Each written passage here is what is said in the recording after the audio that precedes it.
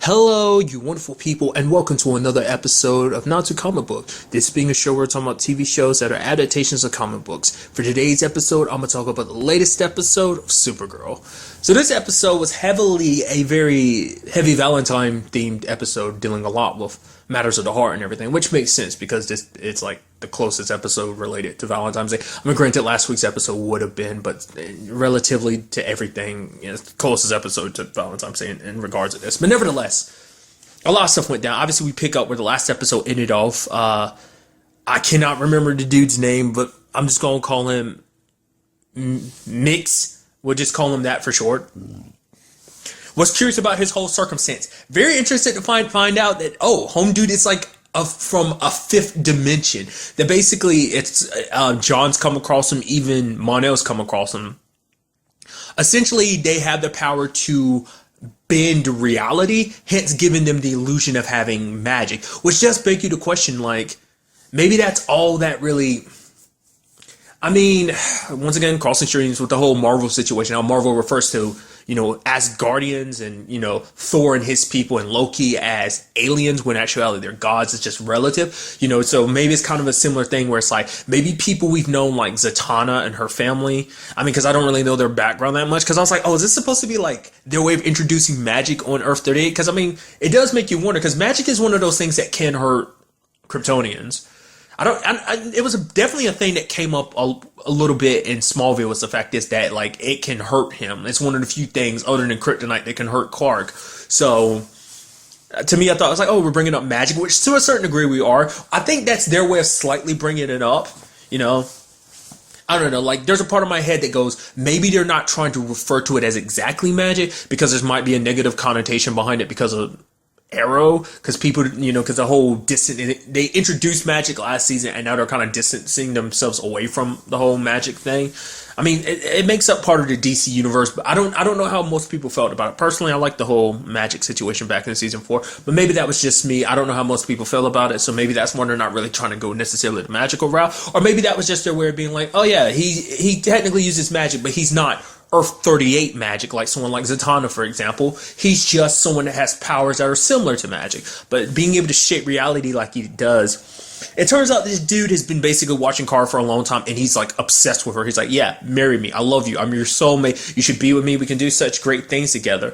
But he's essentially a stalker and honestly an asshole. Like, he doesn't care about who he gets hurt. He even like created a version of Parasite to come and attack the city, and then he shows up. At first it's like, Superman comes and quote unquote Superman comes and help, and Clark's like Kara's like, Superman? He's like, not exactly. It's like, what? You came dressed up like that using like Superman's abilities and stuff like that, and it's like, wait, what? You cause all this havoc and mayhem simply because you want to be with Kara, just to show her like, the fact is we can be together, we can make some magical stuff happen and everything. And it's like, dude, you're such a douchebag. Because it's like, he's like, the fact is, I'm only getting started. Like, if you don't say those two magical words, who's to say what else I might do? It's like, he outright is like, I'm going to cause more havoc unless you marry me. And it's like, that's not how, I mean, obviously, Kara kind of gets that to him later on. It's like, that's not how you get loved by someone. That's not how you don't force people to love you. It's a natural thing.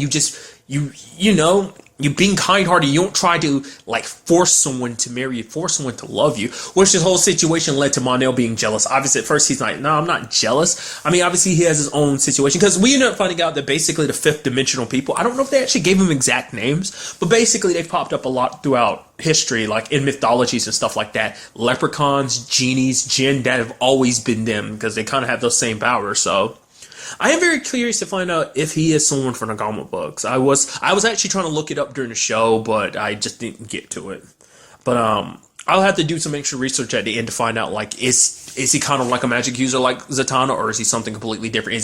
Does he fall into the category of aliens or something else? Because obviously he's not necessarily a human, but he's from a different dimension, so what does that mean? Is he a fifth dimensional human, or is he kind of or the fifth dimensionals like a species of their own? Just like, oh, here in the 3D world we have humans, so it's like, but then are they divided up like where it's like, oh, the difference between a human and a Kryptonian, between like is there like something like that for the fifth dimensionals where there's like a regular like fifth dimensional equivalent of humans, and then there's a fifth dimensional equivalent of aliens? Stuff like that crosses your mind.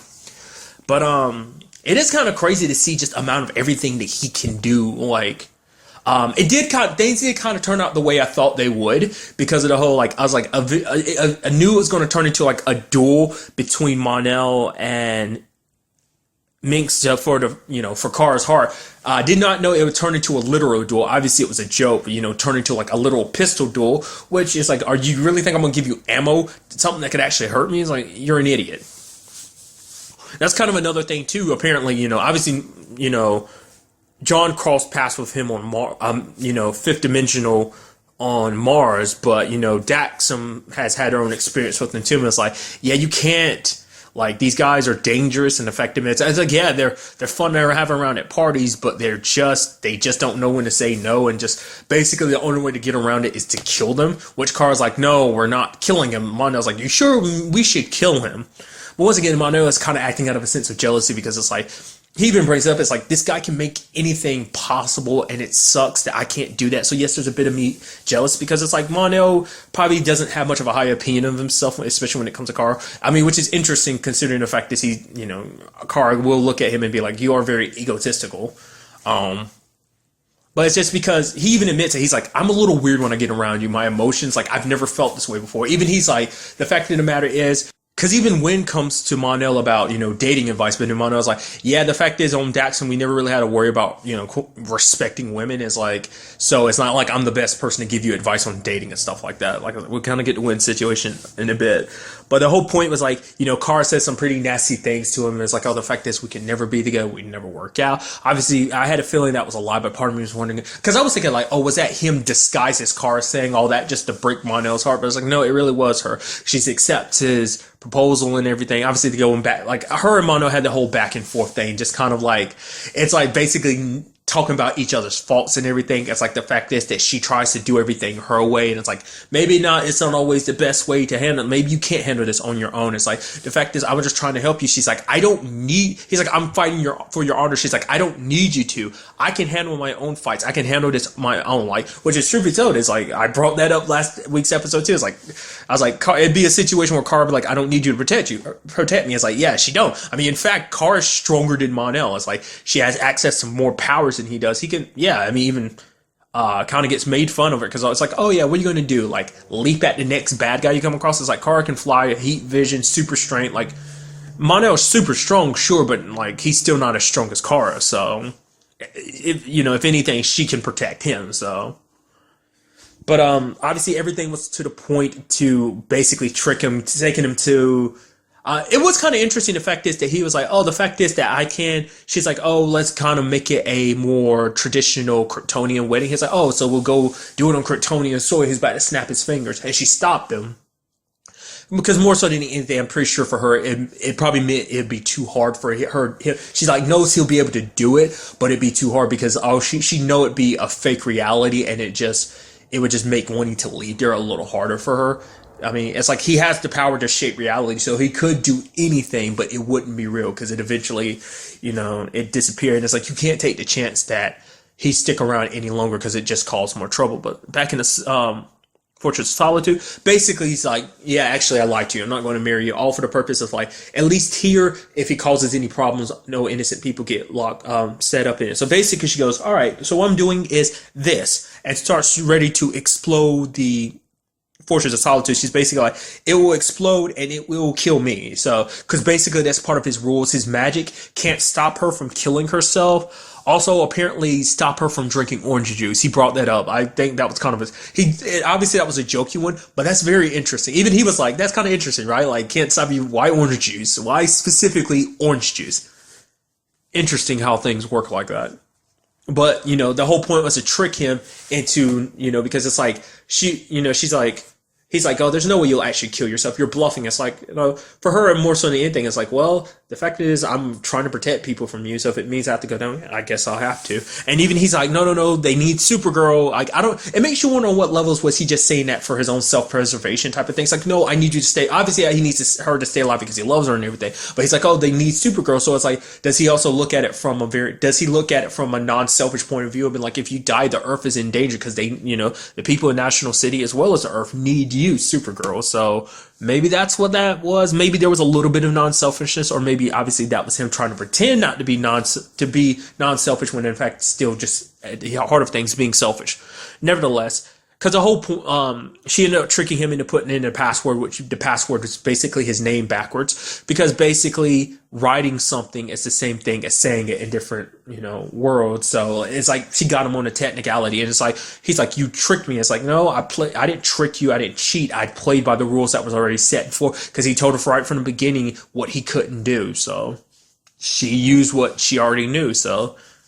Truth be told, it doesn't seem like you could honestly beat him in a fair fight. He literally has the power to shape reality. He can teleport you anywhere, like he did Mon-El at the beginning of the episode. Literally teleported him to the DEO in his underwear, and it's like, you had John being like, Mon-El, and he's just like, yeah, I'm gonna kill that guy. It's like no one had any questions about Mon-El just randomly popping up there. It's like no one saw him come in. It's like we didn't have any random questions about that. I guess maybe it's a sense of like, because he warped reality. Maybe he warped everyone else's perception of it, so it looked like Mono. Maybe to everyone, they were just like, oh, I guess Mono just walked in. I didn't see you come in, but I guess you did, since you just popped in like that. I don't know. So she was able to get him to go back to his world. Obviously, he's a little pissed, and he's like, I just wanted to be loved. But she's like, that's not how you get someone to love you. You don't force someone to love you. It's just a natural thing that, a regression that happens. So I doubt we're done with him. I mean, he has been dealt with this time, but I guess because of that circumstance, maybe... I don't know. We'll have to see, because it wasn't really clear cut that like, once he's sent back to his world, he can never come back. Maybe he has to be, I don't know. Maybe there'll be something in the future that they'll need his help for something. I don't know. I mean, for one, that's too much power for one person to have, especially a love obsessed stalker like him to have that type of power. It's like, I don't know. Maybe we will hopefully see him in the future. I hope so. And since we're kind of on the whole situation, we do have Mon-El and Kara finally getting together. Because obviously at the beginning, we're like, oh, so we need to kind of get back to that whole circumstance of the starter. She's like, she admitted to him. She's like, yeah, I know I tricked you about that stuff too. Because the whole point was because she knew Mon-El wouldn't back down. So she had to lie, kind of break his heart a little bit so he'd stay away. So it's kind of, because otherwise he wouldn't listen to her. He's like, now I'll try my best to try and be more... try and listen to her, which whether he will or not, it's a different story because he's very thick-headed. So, but it's so cute that they finally together. It's like, okay, I was like, okay, so there's gonna be one more intro. Nope, you went straight to making out. So that's good. I'm very interested to see how things work out going forward, because I mean, even when he originally got here, he doesn't have the same mentality that being on Earth and not just being around Kara, but in Earth's ways in general, he has changed. But like I said, there's still that dirty little secret of his that he's keeping that. I'm very interested to see will that be coming up. I did not watch the preview, so I have no idea what's coming up next week's episode. Normally, I'll catch a little peek of it, even if because I more often than not try to avoid them. I try to go into each episode as blind as possible. Even this episode, obviously, I kept seeing stuff popping up. I was like, nope, I'm not watching it. So... I'm literally doing that for Flash and Arrow too, because Flash stuff keeps popping up about, the Gorilla City episodes dealing with Gorilla Grodd, and I'm like, every time it comes up, I'm like, nope. I'm like that about every show now.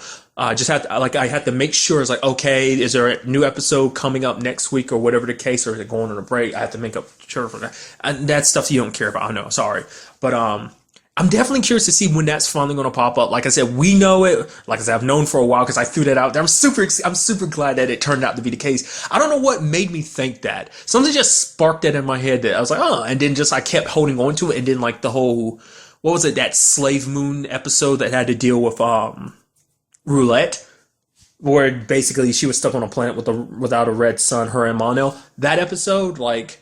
That already cemented. It was like, yep, you're 100% right. So, especially because it's someone else after him too. Granted, who's to say how far away that slave moon is from Earth? So it might take them a while to get there. So That's going to be interesting. But also talking about everyone else's love story. A big focus of this episode was also the whole Maggie and Alex situation. Alex is super excited. It's like this is her first relationship she's ever had in years.